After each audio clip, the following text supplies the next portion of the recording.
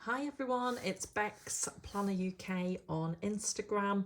I just wanted to do a quick video to tell you how I will be using all of these planners. I have done quick reviews on each of them on my channel.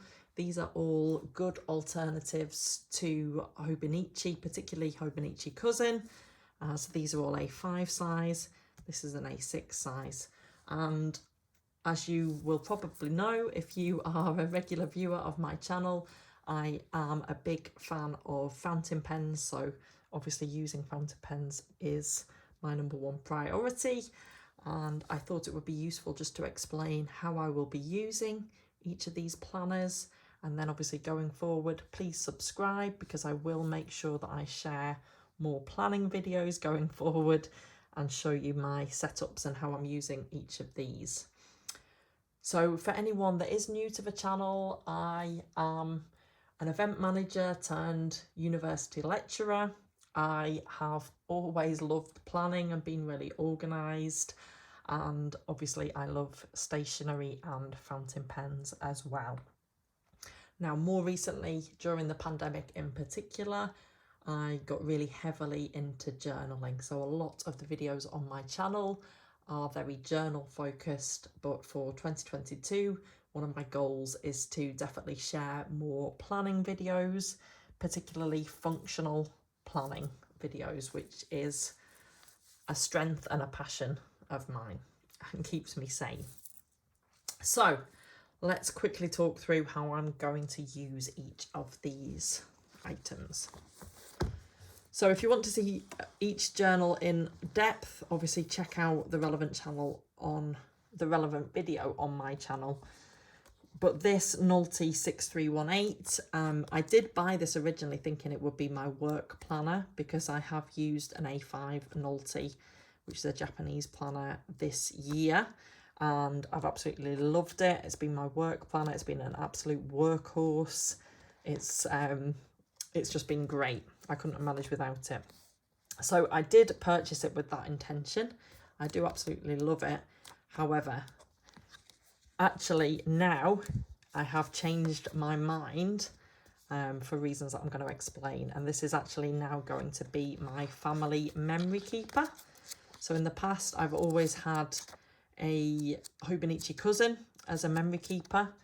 And unfortunately, I am on a budget and I couldn't really justify spending a lot of money on a Hobonichi A5 this year. So instead, I'm going to use this as my memory keeping for my family, which I think will work really well. I'm quite excited at the boxes at the top. Maybe I can highlight some kind of quotes from the family or some highlights. And then obviously the days and the timings, I can obviously ignore those and just record the day and the weeks as I wish. So I'm really excited about using that. I needed more of a weekly kind of view for my memory keeping rather than a daily view because it's not something that I do daily. So this I think will work really well for me. So I mentioned I'm not using my Nolty as a work planner. I'm actually going to use this as my work planner with a cover on it. And one of the reasons for this is because this didn't perform as well in terms of my fountain pen tests. So I don't always use fountain pens in my work planner, but as you can see, this wouldn't be a great choice to use with my fountain pens unless I was using really fine fountain pens perhaps and really kind of light inks. So I don't want to be constrained in that way. So instead, this can be my work planner. I'm quite excited that it is quite thin and quite portable and quite light. I'll obviously put it in my cover and will enjoy using it. It did get a little bit damaged in transit. As you can see, this page was folded over, but again, it's a work planner. It's going to be my workhorse, so it doesn't really matter to me. And I will show you some setups, but you'll probably have seen from my review video, this is the weekly layout, and I'm quite excited to use this to its full potential for my work planner. So this leaves these A5 Hobonichi Cousin Avec type planners and this A6 as well. So I am going to be using this A5 size for either daily journaling.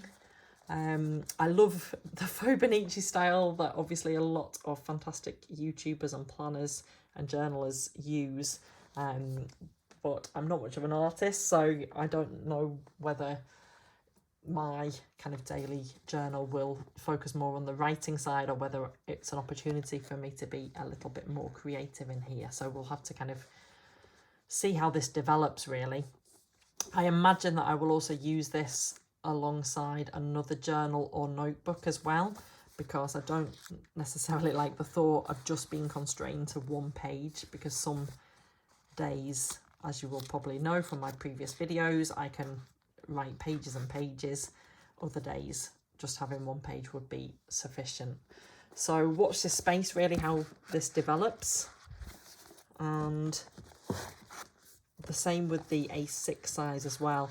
I have used my A6 Hobonichi in the past as quite a creative journal in terms of testing out fountain pen inks, in terms of writing quotes, in terms of putting in different stickers and so forth, and I really did enjoy that creativity.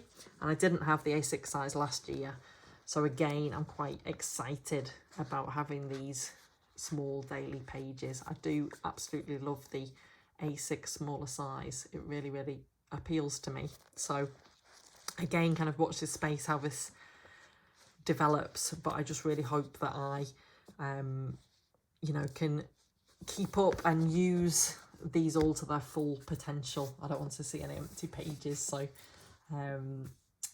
so yeah, watch this space, really.